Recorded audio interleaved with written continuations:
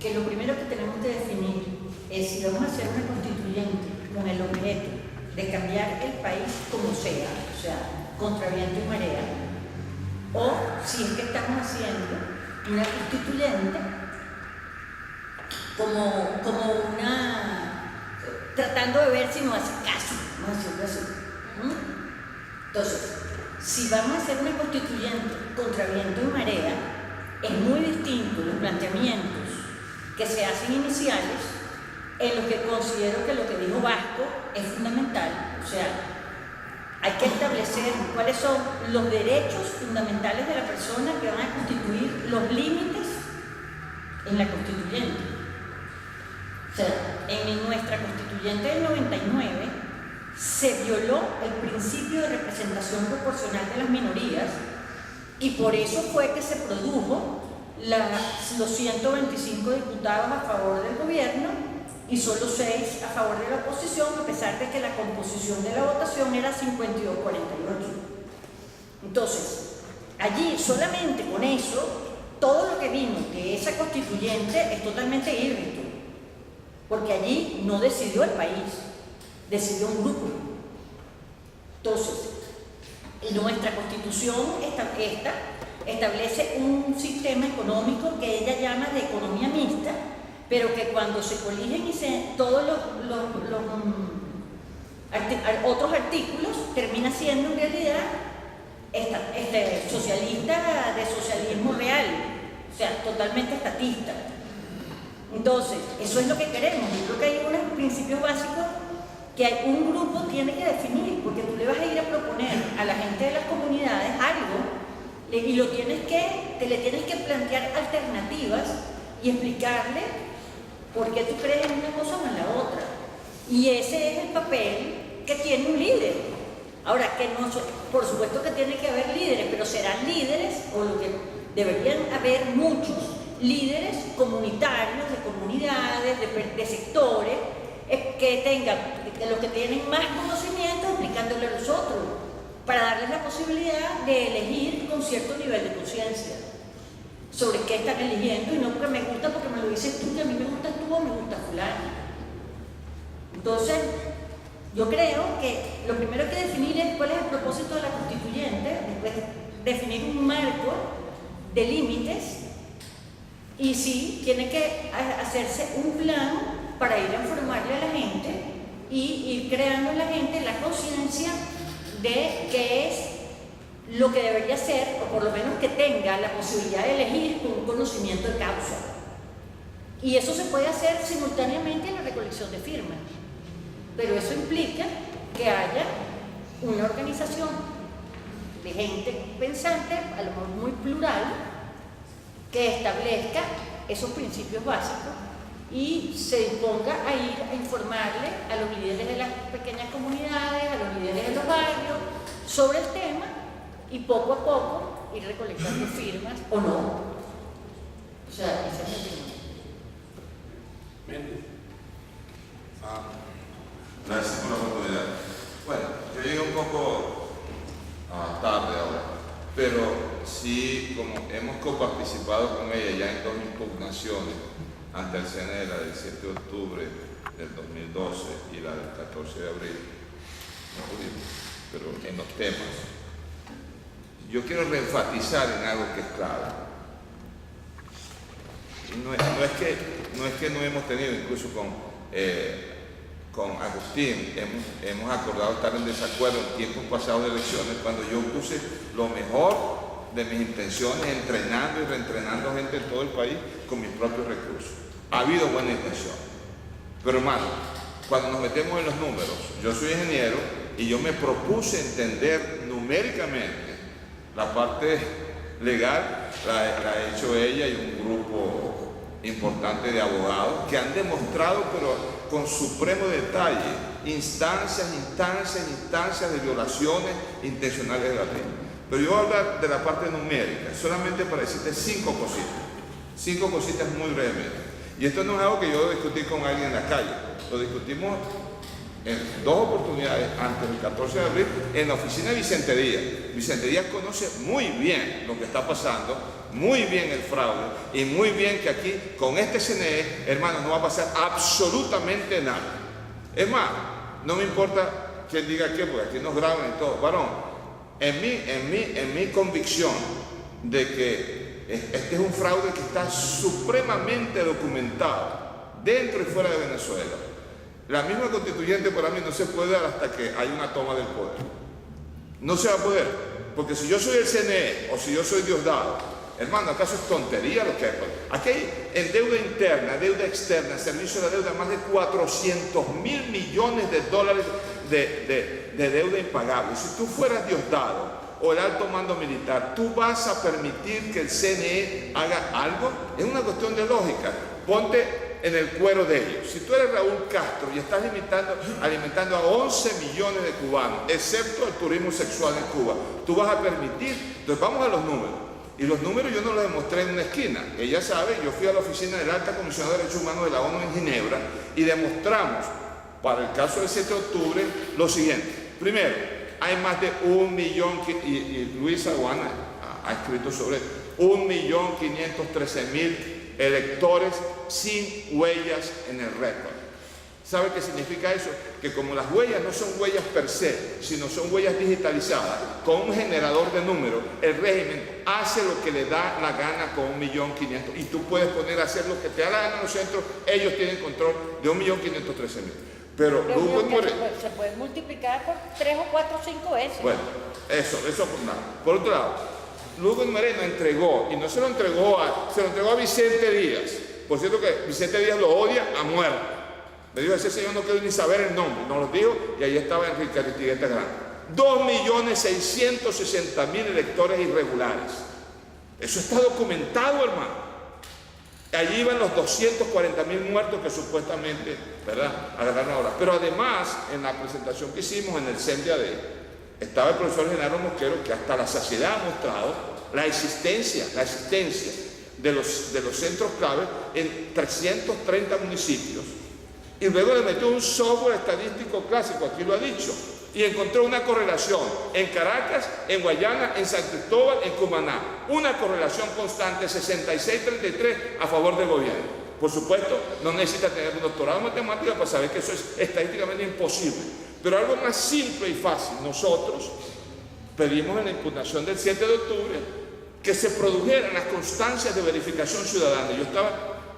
Yo estaba en la conferencia episcopal ese día y estábamos hablando con Roberto Picón. Roberto Picón se comprometió a pasarnos la información. Y Roberto Picón sabe que nosotros sabemos, que ellos saben, que para el 7 de octubre, originales de constancia de verificación son 2.5%. O sea que desde el punto de vista rigurosamente numérico, las elecciones del 7 de octubre no han terminado. Hermano, le falta producir 97.5% de las constancias de verificación, que es la correlación entre las actas de escrutinio y el voto. Pero luego hicimos con la gente de Data un run de ahí un camino, ¿verdad? Y tú sabes, tienes el acta y ahí dice se verificó o no los cuadernos. ¿Sabes cuánto falta, amigo? 96%. Yo te digo una cuestión, cuando esta pesadilla pase, va a haber mucha gente que usted y yo y todos sabemos aquí del amor. Y Ramón Guillermo, es verdad, nosotros hablamos, pero ahora me mastica, pero no me traga, pues yo se lo hizo en su rostro. Falta 96% de corroboración entre acta de escrutinio y los cuadernos electorales. Hermano, o sea, yo estuve hablando con Agustín, y Agustín, yo te quiero pedir disculpas a ti, tú tenías la razón. Imposible hacer nada decente con estos criminales, pero ni te lo imagines, hermano. Porque eso no es un regalo que le estamos pidiendo, es ley. ¿Por qué carajo el CNE no produce en su web las constancias de verificación que demanda el artículo 441? ¿Por qué no las produce? ¿Y por qué Vicente Díaz baila con el diablo? Y todos nuestros representantes ahí, bandidos criminales, que una vez los tenemos que sentar en un criminal porque ha sido un crimen. Y nos preguntamos, hermano, o sea, ¿en dónde estamos? La agricultura totalmente destruida. Ve los parámetros del Banco Central de Venezuela. Hoy estaban hablando la gente que conoce inversiones y además de los 400.000 millones, hay 70.000 millones de dólares en procesos aprobados que no se han pagado. La mamá de Tarzán va a arreglar este problema. Entonces, está bien que te lo digan una vez, 2 veces. Yo una vez me monté en un autobús en Luxemburgo y un señor le hizo una pregunta al chofer y el chofer le respondió y le volvió a responder y le volvió a responder y al rato le dice: hermano, yo soy chofer del autobús, te lo he dicho en español, en inglés, en francés, en alemán, ¿verdad? Yo soy apenas chofer. ¿Ve? En este caso se ha demostrado desde el año 2004 y en la comunidad internacional no hay absolutamente ninguna duda de que el revocatorio fue un fraude abierto y tornaron los números.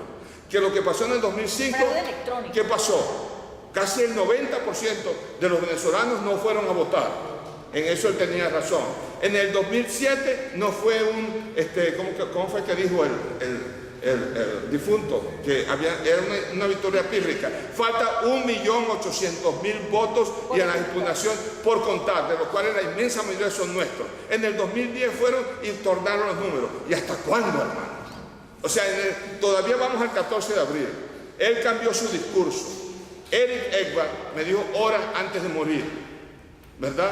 Y estuvimos hablando de esto por 3 horas, el viernes antes de morir, antes de estas cosas, ¿verdad? Ya es demasiado para que ellos demandaran. Bueno, por lo menos, si ignoramos todo lo demás, produzcan las originales de la constancia de verificación y la corroboración con los cuadernos electorales. Lo que te quiero decir, hermano, yo entiendo tu buena fe, y yo sé que dentro de Voluntad Popular y en otros partidos hay gente decente, pero hermano, te digo, cuando yo presenté esto en la oficina del ministro de Relaciones Exteriores, los números de Austria, Michael Spindelegger, él trajo como 4 expertos que hablaban mejor español que yo.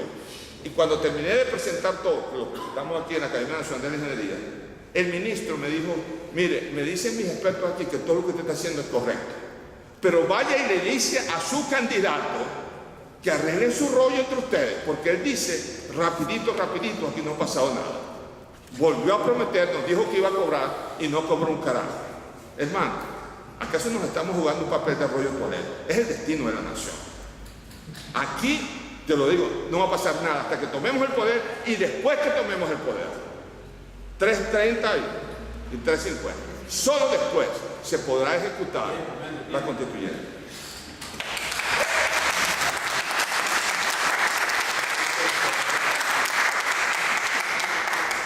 Entiendo que todo este discurso es abono, por supuesto, para decir que el CNE no vale. Creo que en eso aquí todos estamos de acuerdo, salvo que alguna gente entiende que es necesario ver cómo se torea esa situación, que es lo que apuntaba Marilia, en el sentido, quedamos en el aire. Ese aire, aquella aludía, me dejó pensando, porque es lo que mucha gente nos ha planteado. Y la respuesta ha sido que hay que comenzar a ver y a leer más allá del orden legal vigente. No puedo decir más nada. Muy bien. Compañero. Disculpa por llegar tarde, fui director del trabajo y he escuchado cosas interesantes. Yo no estoy en contra ni soy un fanático del constituyente. Creo que puede ser un movimiento muy importante este año y el año que viene, que no hay elecciones salvo que el propio gobierno pida una constituyente o una reforma constitucional. Sin embargo, hay unos comentarios que quiero compartir con ustedes. Primero, yo creo que en Venezuela es muy difícil que se haga algo de tanta importancia, de tal tamaño y de tanta dificultad como lo que se está planteando sin por lo menos un líder o un grupo de líderes. Cuando yo escucho que algo no debe tener líderes, bueno, generalmente lo dice gente que no quiere ser líder, por muchas razones, pues realmente no quiere, pues no tiene las características de sacrificio y de muchas que tiene los que han sido líderes. Yo sí creo que algo tiene que tener un líder, pero me parece que los líderes que están en el tapete, que han aceptado un CNE que no les va a hacer caso ni para la constituyente, ni para la firma, y si se llegara al acto electoral, mucho menos para los resultados, pues no creo que puedan ser los mejores y más idóneos líderes patrióticos. Segundo término, me parece que si alguien va a pedir cambios en la Constitución tan radicales como pueden salir de una constituyente, es porque evidentemente la Constitución que tenemos no le gusta. Y hay algo que hay que decir de una vez por todas, porque están convirtiendo lugar común en una serie de mentiras. Nosotros tenemos ya 15 años con esta Constitución. Y que me diga alguien si hemos mejorado. Que me diga alguien si vale la pena romperse el pecho por esta Constitución. Que me diga alguien si vale la pena seguirle la frase a Hugo Chávez, ahora extinto, cuando decía que era la mejor constitución del planeta, hablando como constitucionalista, que evidente nunca lo fue ni le interesaba ser. Yo pienso que esto puede servir para organizar algo que no existe. En Venezuela no hay partidos. El PSUV es una montonera, y es una montonera que abreva del presupuesto nacional. A lo que se lo quitan, desaparece. Y estas montoneras son tan infelices que en los municipios del este de Caracas, que no hay tampoco una dirigencia brillante, ellos son oposición y nunca se les ve. Es que no critican nada, que no critican absolutamente nada. Yo recuerdo uno de los jefes del PSUV de Baruta, que me lo encontré una vez en un cafetín, y entonces se estaba quejando de una calle donde vivimos los dos juntos, que estaba vuelta leña. Yo le decía, pero es que tú eres oposición, imbécil. No eres capaz ni siquiera de poner una pancarta de lado a lado que diga Federación Barutreña de Motocross, Copa Capriles Radowski, estúpido, ponla, chico. No la puso. No la puso. No son un partido. Pero la MUD tampoco. La MUD es una serie de accionistas, unos mayoritarios, otros minoritarios, otros que creen tener acciones, que es lo peor, de algo que se ha ajustado a ser, y lo digo siempre, los socios minoritarios de un sistema que nos está empobreciendo día a día, que imposibilita hasta el infinito las posibilidades de crear riqueza distintas a la que gringos, ingleses y holandeses empezaron a explotar aquí con otros venezolanos, que es el petróleo. Eso está plasmado en la Constitución del 99.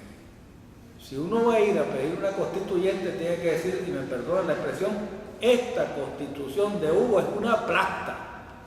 Tenía razón en llamarla bicha, porque es un mondongo, tiene demasiadas cosas. Y las cosas que pudiera tener buenas, evidentemente, no florecen, no producen nada, porque a 15 años de esta Constitución, díganme ustedes, en la memoria de cualquiera, si estamos viviendo mejor que antes. Tengan 100 años, tengan 30, tengan 20. Los que tienen menos de 20, pues evidentemente nacieron aquí y creen que es lo único que hay. Y a lo mejor han oído la propaganda. Entonces eso es lo que yo quería transmitirle a ustedes básicamente. Las tres cosas, y que sirve para activar políticamente y formar para más adelante un formidable movimiento que enfrente al presupuesto nacional petrolero del petroestado con Maduro a la cabeza y con todo lo que tenga por detrás. Bien, a esta hora vamos a dar la palabra entonces a la compañera, como la última de la noche, a la compañera que está allí.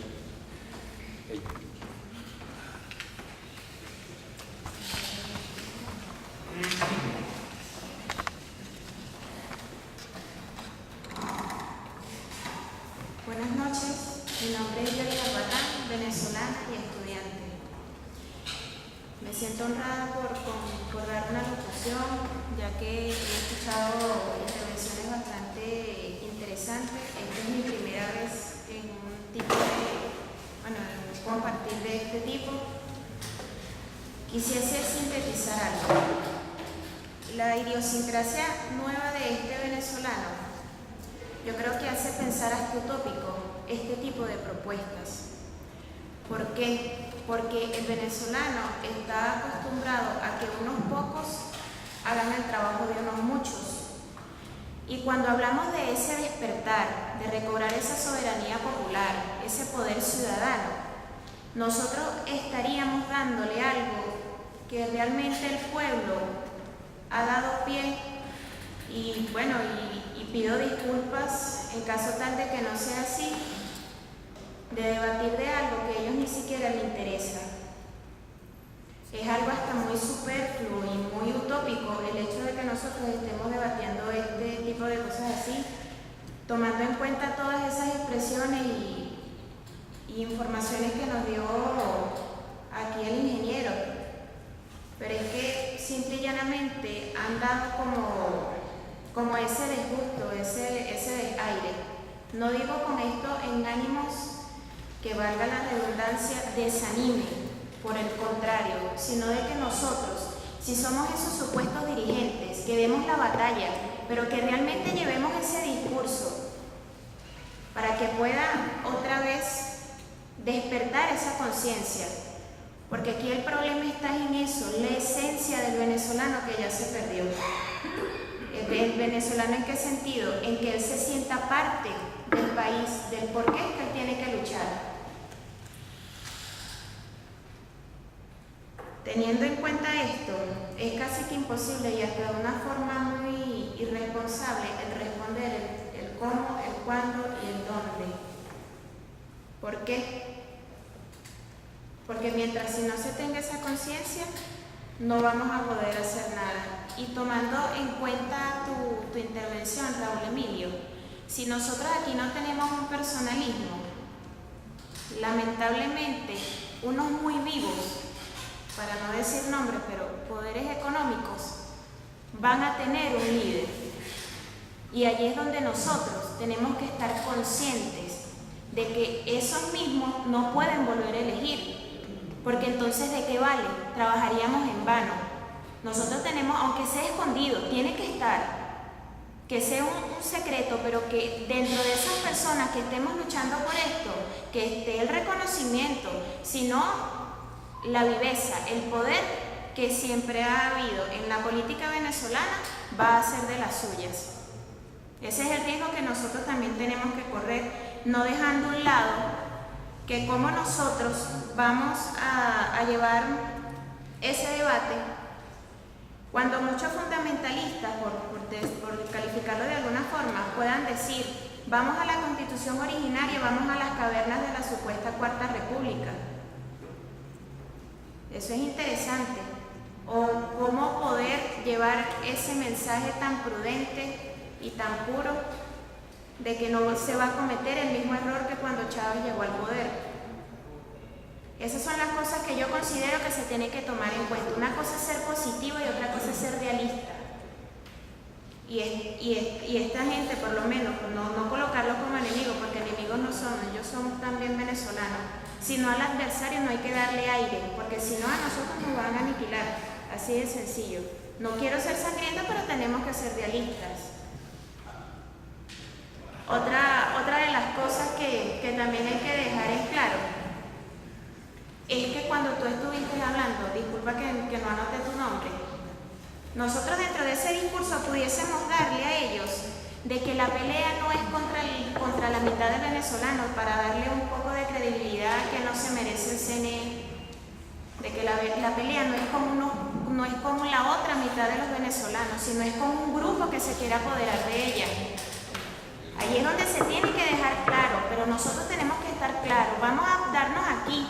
Si nosotros somos esos dirigentes de ese despertar, pues entonces seamos los multiplicadores. En algún momento tiene que empezar, y si no empezamos nosotros, así cueste lo que cueste, bueno. pero que ya que no hicimos más de los muchos que no hicieron nada. Y con eso termino. Muchas gracias.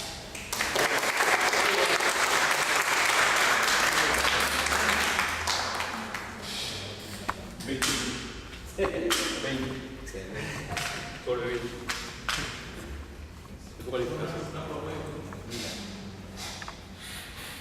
La propuesta es que esto queremos continuarlo, porque ya estamos agotados sobre la hora. Pero déjenme decirles dos cosas a nivel de síntesis. Yo voy a decir que, pues la califiqué con 20 puntos, y ya nos ha hecho la síntesis. Yo que si pensamos la intervención de la compañera, nos hizo la síntesis, porque nos hemos planteado unos cuantos problemas que vienen justamente de un personaje, una dama de las nuevas generaciones que tiene inquietudes, que tiene preguntas, que tiene búsquedas, y eso es un compromiso para nosotros de responder cada una de las partes que ella ha planteado. Por ejemplo, el despertar, los dirigentes del despertar. ¿Cómo es? ¿Por qué es? ¿Cómo formar esa nueva dirigencia del despertar? Hasta ahora, nuestra dirigencia es la misma. Y voy a retomar lo que apuntaba Chacón y apuntaba Raúl Emilio, que lo vieron los dos al año 28. Digo, hasta ahora nuestra dirigencia ha sido año 28, lamentablemente. Por supuesto, ha habido intentos de desastre, pero en el fondo, en esencia, en base, en contenido, es año 28. Mantengo que no hemos roto por el año 28, lamentablemente. Y mantengo que la doctrina de Betancourt en lo electoral está completamente vigente, totalmente vigente. Totalmente vigente. Y eso ella nos pide que lo revisemos a partir de la figura de dirigentes del despertar. Pero nos alude también al cuestionamiento que quiere hacer a todo el conjunto de instituciones encabezadas por el CNE, por la podredumbre del CNE. Y esto es importante, porque volvemos al vacío, al estar en el aire, que apuntaba Marilia Urosa. ¿Estamos en el aire o estamos en el camino correcto? Es decir, como apuntaba Chacón en su intervención, partimos de desconocer. Pero para desconocer, y está en el fondo del comentario de la compañera, hace falta algo muy concreto. Organizar el poder de la sociedad, el poder social. Un poder que se expresó, recordemos que se expresó año 2000, 2001, 2002, 2003 y 2004. Estuvo en la calle ese poder social. Y ya sabemos, cuento corto, lo que se hizo con él. ¿Es posible rescatar ese poder social? ¿Es posible organizarlo? ¿Rescatarlo de nuevo de las garras de la politiquería? Esta es una de las cosas que nos plantea la compañera en su magnífica intervención, según lo veo. Y sobre todo, pues, esto cuando proviene de una persona que está preocupada por lo que nos espera. Y, finalmente, de cómo ellos, los más jóvenes, porque todos somos jóvenes, por supuesto, van a enfrentar el problema que tenemos hoy en esto que llamamos genéricamente expaís. Señores, yo creo que aquí hay muchos elementos para la reflexión y para un próximo debate que, si a ustedes les parece, lo hacemos el día 3 de febrero a las 6 de la tarde. Convoquen ustedes otros compañeros. Intentaremos hacer una minuta de las cosas que están planteadas. Estas cosas expuestas en el día de hoy van para YouTube Ahí también tendrán ustedes materiales en YouTube para revisar cosas. Es posible que podamos intercambiar por vía de correo para seguir la discusión. Y el próximo lunes nos vemos aquí a las 6 p.m. para la fiesta de los 30 años de la Cátedra Pío Tamayo UCB. Gracias, buenas noches.